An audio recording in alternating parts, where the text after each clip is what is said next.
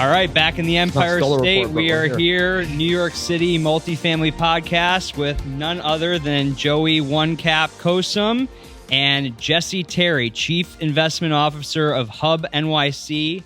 I'm just going to run through a quick rap sheet on the activity of Mr. Terry in the last 3 years, including purchases 56 West 125th, $105 million. 4th Avenue and Park Slope, $40 million. North 7th, 170 units, $116 million. Union Avenue, Williamsburg, 130 units, $77 million. Christie Street, $64 million. Hope Street, $84 million. And most recently, a property in West Harlem that we sold them on Adam Clayton Boulevard in West Harlem. So first, Jesse, welcome to the show. Thank you very much for having me. It's a pleasure to be here. Thanks for coming, Jesse. I have to start with your most recent transaction. So we closed on that. We were selling the property for UBS. You jumped all over it. It was a very challenging deal to underwrite, given it had multiple different factors: retail, 421A until 2037, very expensive payroll, but you were able to nab it at a 7.4% cap rate. Why did you jump on that opportunity so quick? Or are you just better at numbers than our typical buyer? No, I mean, we're certainly attracted to more recent construction because so much of the pre-war stuff has a lot of headaches with the capital plans. That building has a lot of unique characteristics. Half of it's 2 bedrooms, 2 baths. There are 1,000 square feet on average. We don't see a lot of that, certainly in Manhattan. It's like a real apartment. It's a real apartment. So, that is great. We were able to buy it on an in-place cash flow with full-time doorman and things like that. But it had a lot of great characteristics. It was $300 a square foot on the buy. The rents, because of the size of the apartments, were like $40 a square foot, so very low. Had a lot of appealing characteristics, a lot of levers for upside over the long term. And just reflecting on the capital markets today, I didn't quite get to that cap rate on my underwriting that you just quoted. You're saying our numbers are not really. You always comment on how close we are on expenses. Okay, it was slight difference. Am I correct? So that was like a 6.5 cap to me, unlevered. But it also had some challenges, right? Because you were buying a leasehold.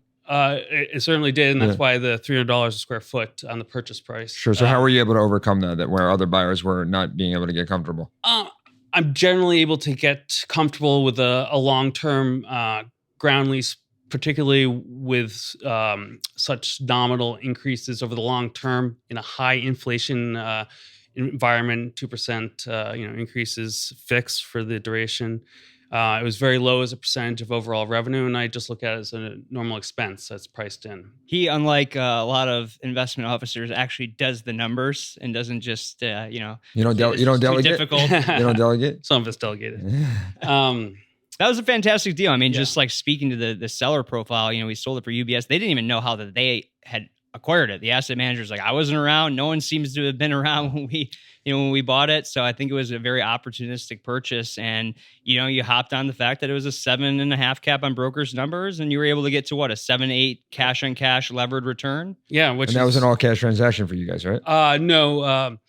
It's just a reminder, actually, how important mortgage recording tax is in the business. UBS owned that outright, and they just kept the mortgage with their own capital to save mortgage recording tax for the next buyer, which we were, and we obviously wanted to preserve mortgage recording tax. So we put a mortgage on that with JP Morgan. And honestly, that was right before treasury rates jumped 120 basis points to today. So it was pretty amazing that, that's the last deal I have seen with positive leverage, as a matter of fact. So what kind of financing did you get on that?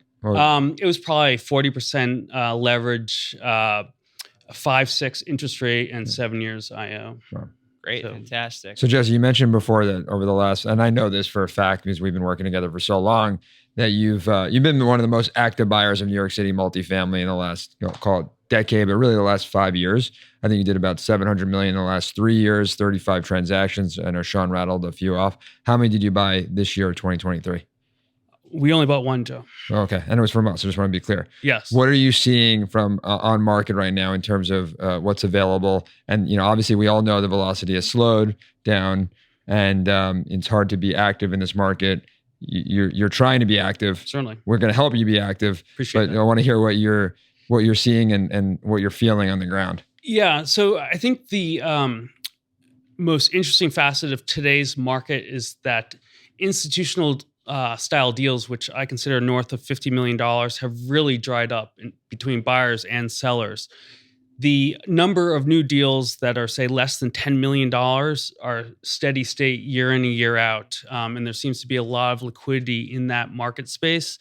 But that market space right this moment of time is very difficult for us to play in because there's so much variance between buyer offers and pricing of these small deals.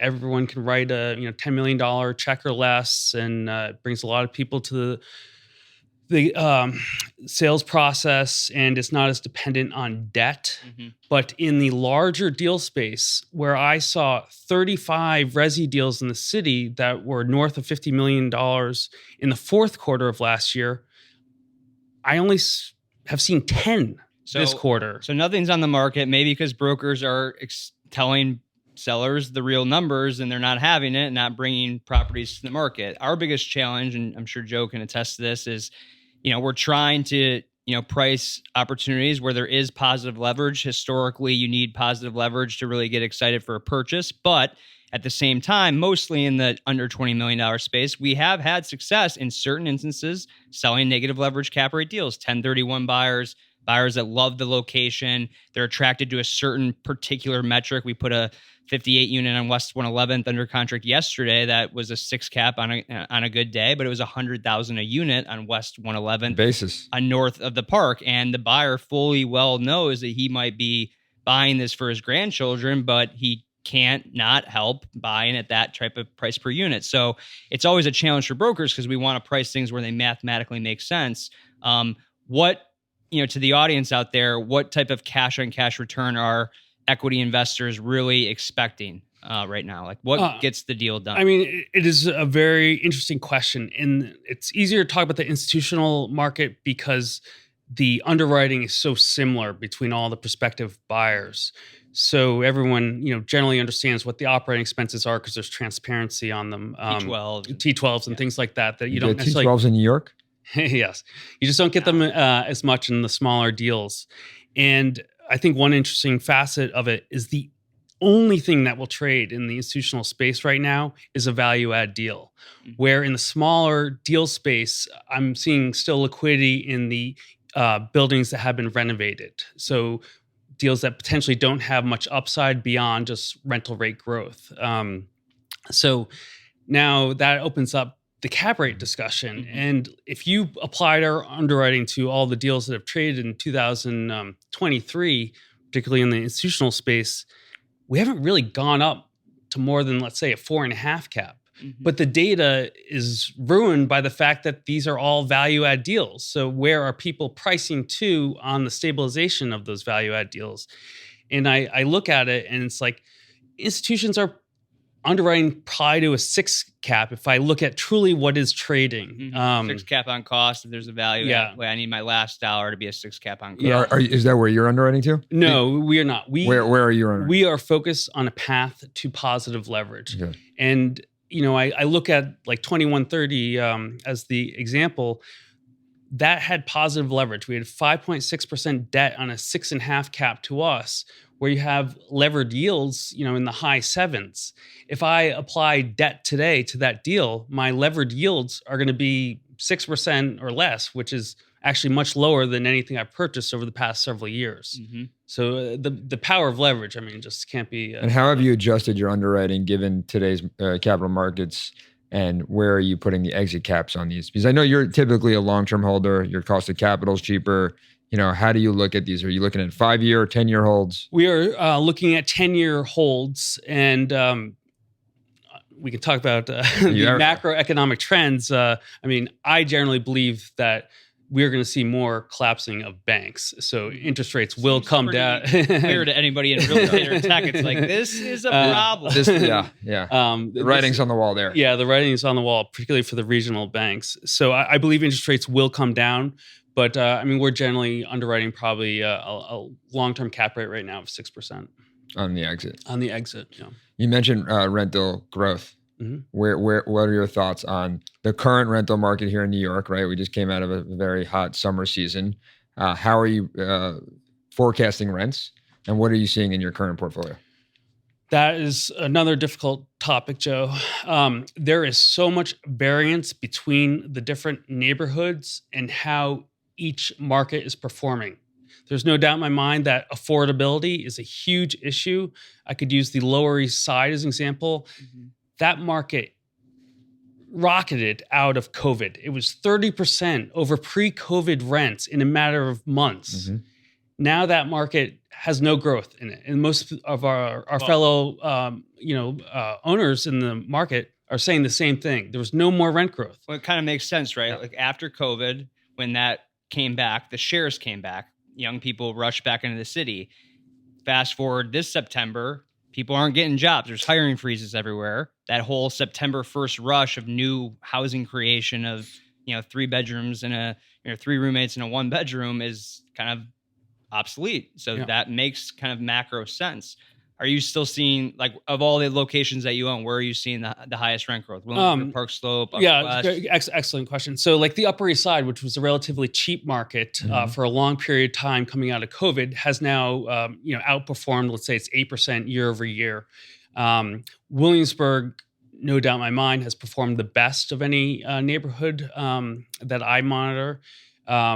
We are seeing a lot of good activity in Park Slope, for instance. But the neighborhoods are zigging and zagging. It's really impressive. We talk about, I guess, blended how markets are doing, but you could see, like, in our city data that the Upper East Side would outperform or carry the overall data for the city. But you really have to look at rent growth neighborhood by neighborhood right now. Is there any particular neighborhood at HUBB you guys are focused on, or where you see the biggest bang for the buck relative to price, like where maybe a fringe market that you see that other people don't see? A long time ago, it was a little bit easier to see these trends because there was gentrification happening and rent laws were different and growth was happening. And you went into Astoria too. Yeah, we believe in New York City. Yeah. We will buy everywhere in New York City. Now, the question is, where is there actually supply of buildings that could potentially meet the market? So I'm now probably more focused on construction trends to look at that. And if I looked at the past 5 years, there are probably 950 new rental buildings that have gone up in New York City that have come to the market. Well, a lot of those are in Brooklyn. So Brooklyn is the playground. And Brooklyn has new construction, which, given the age of New York City's housing stock, is far more appealing. I mean, quite frankly. And not a lot of buyers can buy new construction just because of the stability of the income. But, we like that space a lot for a lot of different reasons. It's just, we don't believe in the return on investment of renovating a building as much as a lot of other buyers. And honestly, we think that position on renovation of units is far more challenging when your capital costs so much more right now. You have to be so much more efficient in an area of investing that inflation has really impacted, that the real estate tax policy of the city is really. So what you're saying is you'd rather buy a core plus deal where it takes construction risk off the table, which you believe will just steadily go up with inflationary pressures and rents, than take the construction risk of trying to build into maybe the same yield that you can buy in place. This goes back to a lot of the the topics we discussed. We're like, why do all the work if you can just buy the in-place cap rate day one? And it's because it's harder to raise money sometimes in certain vehicles. But I think the value add right now for all the listeners out there is having a relationship with a broker. We are in a distressed time where there are good values. That's the only value add your GP needs, is to be able to get the last 5 calls, not necessarily find a building that you need to renovate just to get to the same cap rate that you can buy in place. Well, let's talk about some of your existing portfolio, right? Because you changed your thesis over the last couple of years, where you went to more new construction, bigger buildings, because it was so challenging to buy the smaller buildings because of the competition, as you mentioned earlier. How are you navigating around the new rent laws? When I say new, right, really just last week, they imposed more laws and regulations. And what are you doing, and where are your challenges in those in the current portfolio? And just so everyone knows, I'm referring to the unit combinations that no longer exist. I was just with a client and they're underwriting a deal and they're underwriting where they can combine units, which I don't believe you can do anymore. Correct, Jesse? Yes. There's no economic benefit Correct. in doing so. Yeah. So how are you navigating around those? I mean, we try and avoid it on the buy. It's never really been part of our business plan to deregulate units. I think one of the adverse impacts of COVID that people talk about all the time is how many more vacant units we have that were rent stabilized. You know, you think about all the people that left the city. Well, a lot of people left rent stabilized apartments, a lot more than we've ever seen before. And it's after HSTPA, which is natural attrition happened. Just insane that as soon as we change the rent laws, everyone leaves the rent stabilized apartment. So it's very difficult. I mean, we had no plan to deregulate those. We maintain them as rent stabilized housing, and just do pay the price because we're long-term owners. So you were never factoring it into your underwriting, which is great. Yeah. Others were. Well, no, made it much more challenging. Yeah. I mean, but at the same time, I mean, there's still a couple Supreme Court cases that are being conferenced. You know, it's hard to separate what's happening at the local level from the federal level, and it all comes down to a question of time. I still think that democracy will ultimately, work its way into common sense. It just sometimes that arc takes a little bit longer to come to fruition. And maybe, again, the best contrarian trade, I still maintain. I mean, a broken clock is wrong, right twice a day, but the yields on rent stabilized right now with no upside priced in. As soon as they change, are you talking about your 7 cap on the ocean? You're selling some 7% cap rates in place on elevator rent stabilized buildings where the average rent is $1,100 or $1,500, which is maybe 50% of the market. And those are starting to look really attractive. The difficulty is just 1, raising money because there is no clear value add plan, and 2, factoring in expenses, and 3, not knowing. It's a gamble. I mean, it's a very binary choice. Sam Zell said there's a series of assumptions, right? But if you get the one assumption wrong, the other assumptions don't matter. The one assumption that's crucial to all the domino pieces falling in the right place is, will they change rent laws? Simple as that. Yeah. Shaun, I definitely agree with you on that point. The politics of everything are cycle like anything else. And, that historically the landlord versus tenant cycle has shifted every 40 years or 30 years. And now in the age of modern media, that cycle is probably shorter. And it's just a matter of getting that timing right. But there's definitely an option there down the road that I imagine it will change. Personally, are you a buyer of rent-regulated properties? At the right basis? Yeah, I understand maybe not in the fund. No, absolutely. We would buy traditional rent stabilized properties, because obviously we buy 421A properties, which are rent stabilized.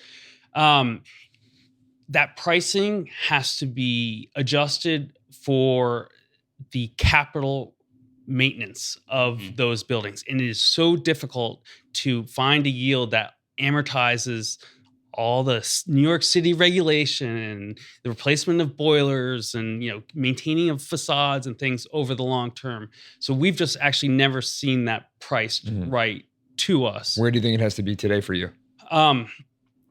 The conversation does not start sub 7%. I mean, it's just, and honestly, with interest rates the way they are, I would imagine it's getting up to 8%. Are you seeing any forced sales from the banks? I mean, we're getting a little bit of a drip of them where the bank calls us, hey, we don't want to take the property back. The borrower wants to sell, but you need to be the in-between. But it's not been the swell that I would expect. Everyone expected the distress. And I don't know if they're just modifying the loans, getting a little bit more PG on the top, but are you seeing, because some of these buildings, like you mentioned, that come up out of the ground in Brooklyn and all the new construction, they probably had, term on them, and they're not going to be sizing correctly. They they're building into a 5 cap on costs and interest rates are 7. So have you seen any of that yet? I mean, we are digging into that stuff every day. For instance, in Brooklyn, there are 300 resi properties that, were new construction that came to the market, and only a third of those actually traded. So there were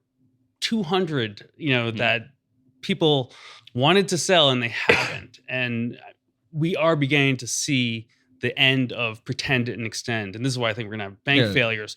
Right. The banks absolutely have to call back those loans right now. And we just started to see it in the fourth quarter, but they absolutely have to call back those loans right now because they need the liquidity. Right. They absolutely need to be repaid. Speaking of bank failures, right? The signature loan portfolio that's on the market right now. I know we spoke about it a few times. How do you think that plays out in the market? And how does that impact how you're looking at deals, and really any other thoughts around the sale of the portfolio? Yeah, it is an extremely difficult space. Yeah. I personally believe the buyer of that is not going to focus on the real estate, but they're going to focus on the loans as a special servicing like platform to get to the fees and the fees that occur in special servicing, just like we saw in the GFC. And all the private equity companies, the fortresses of the world, bought special servicers to get access to the CMBS debt. I think it plays out like that. But if you have a strategy to get to the bricks, I'm concerned for you because that is so difficult in the rent-regulated world of New York City. I'm not concerned about actually the rent-stabilized part of the portfolio. I'm concerned about the buildings that say they are free market in that portfolio. Right. Those that have the most risk. They have most so exposure, much risk. And a lot of these PE shops are maybe not aware of the exposure. But like you said, the groups that are going after for the real estate are going to have challenges. Although, hold up. I mean, there was the amendments that came out last week. I do think were impactful in a positive sense. And we'll see if, the Regina repealer, it probably falls on its face with Hochul. But the amendments that they passed last week basically say that we're only going to look back to 2015 as far as legitimate, as far as overcharge claims or proof of deregulation, which actually makes sense because in 2015, that was the first year that they actually changed something. So to the free market category, there is maybe a way to quantify that to a certain extent. But the borrower holds the cards. But if we only have to look back to 2015, they still hold the cards, but there's still a chunk in there that the bigger risk was what happened in year 2000, 25 years ago. I'm not a lawyer and don't want to provide legal counsel in this situation, but if I'm a tenant, I am accusing you, the landlord, of fraud, and you have no defense if you have foreclosed on that building and do not have the paperwork. So there's no statute of limitations on fraud, and you have no defense of the accusation of fraud. So I'm not even concerned about overcharge claims where I can actually quantify that. I'm concerned about the conversion of free market to rent stabilization and the drop in income for the long term on that building. I mean, it's really, really concerning. Yeah, I mean, they're tricky to underwrite. And then it just becomes a question of once there's a mark on the loan book of Signature, how does that affect the other regional banks that are holding the same loan pools? It's not like Signature is lending to anybody different than the rest of the banks. It's, they were lending to good borrowers. They just got put in a squeeze. And the FDIC has to be careful here how they set a precedent and how this sale goes through. And that's why there's a lot of structured deals and how this is going to play out. Yeah. So we're sitting here end of 2023. What do you foresee in 2024? And we know what you want to buy. Yes. Right. Where do you think those opportunities are going to come?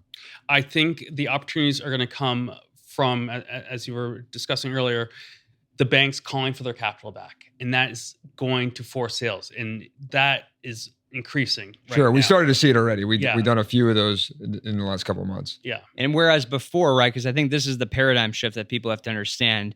When the interest rates were low, banks could extend the loans because it really wasn't costing that much. If they got the money back, they were only re-lenting it out at the same general interest rate. But today, they need that 3% paper back so that they can return it to the bank and then lend it back out at 7% and actually make money. So the impetus to actually get your money back and reinvest it with a new borrower, new loan is even greater on top of all the other capital requirements. So there's some loans that have a reset over an index that are automatic. And then there's some loans that actually have a balloon date where you have to pay the money back. And those are the ones where it seems like there's some forced sales. We're on the market with some of them. I mean, some of this is pretty widely out there. It's a great time to be a buyer. I just don't be too greedy. I think buy the best 6 to 7 caps you can. If you go for the 8 caps, you might miss out. If Jerry Powell starts to say I'm lowering rates, there might be the FOMO and everybody trying to get ahead of everybody else, like in typical New York City fashion. So trying to time the bottom is impossible. Trying to time the bottom 20%, I think is a smarter strategy. Are you getting some distress calls right now? Yes. And what do those look like? Yeah.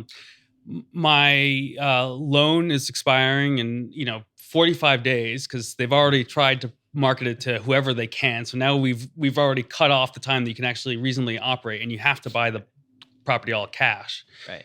So that is difficult. We always try to put our best foot forward on the valuation or the pricing because we're in the business of buying real estate and deploying capital.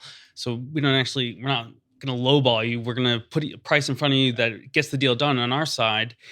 And then they want to shop that offer. You know, they don't have much equity in the property, if any. So they certainly are going to keep going around. They definitely don't. It's not a positive or favorable conversation. It's an uncomfortable conversation because they've probably lost a lot of money.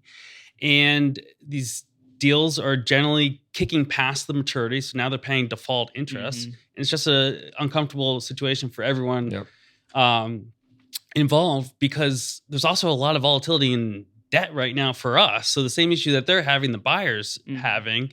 And my advice to a seller, if they really need to get out, don't go for every last dollar, which is the feeling that we're getting on these experiences right now, when there's only so many people in the city that can buy a $70 million deal all cash and, close. So it's very interesting, but it's challenging to get deals done. Speaking of deploying capital, do you have a set amount of money you have to put out each year that's allocated?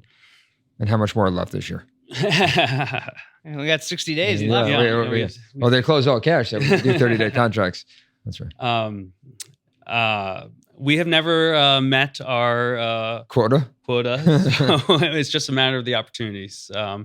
We own these assets for the long term. We've never sold one of our 90 buildings. So we're gonna change that. I'm just letting you know. Yeah, we're gonna change that at some point. So we have to live with our mistakes. Well, then what is the exit strategy as a firm? Yeah. We are trying to develop long-term cash flow that fulfills an allocation of a much larger portfolio, and it's an institutional client. So it's just meeting the needs of long-term yield in real estate. So there is no exit plan. New York City focused. Okay. And if there's anything else that the audience is listening to that maybe people wouldn't normally think, I think it's come across, newer construction, core plus multifamily with a little bit of mixed use. Will you buy straight retail? Yeah. Buy office? Is there something out of the box that no office? Retail is how you started, right? Retail is how we started. And for instance, in the retail, we couldn't actually figure out a strategy to put out enough capital in retail. The city honestly wasn't big enough, so we started buying a lot of mixed-use properties. But no office, no hospitality. But we're in it for the long term, and I wouldn't say there's any type of residential asset that we wouldn't buy. It's just a matter of the yields, and unfortunately, the market is so efficient that whatever the deal is, it goes to the most optimal capital for that type of return, and we generally pay more probably for the newer construction, but we will do all types of resi. Okay. I know we're getting tight on time. Last question. Yes. If we're sitting down here with Mayor Adams and and he's the genie and you get one wish, what's your first wish for Mayor Adams? To stop regulating housing. Second wish. That's an easy one. Okay. Focus on the population loss of New York City. We had 8.8 million people pre-COVID. We have 8.3 million people. We talk about a housing crisis, but we are not talking about the population decline in New York City. Of tax-paying people. There's migrants coming left and right, but... that's the third issue. But that's the third issue. But we're talking about not having enough housing, but we're losing our population. So we don't need to house... They're leaving the city. Yeah. Right. And you're going to lose renters. Absolutely. We Jesse, really thank you for coming in today. Really appreciate the time. Thank you very much. Find Jesse, I'm sure, all over the place. If you're not on his radar, you're not a good broker. So we'll catch you on the flip. Thanks for joining. Thank you, guys.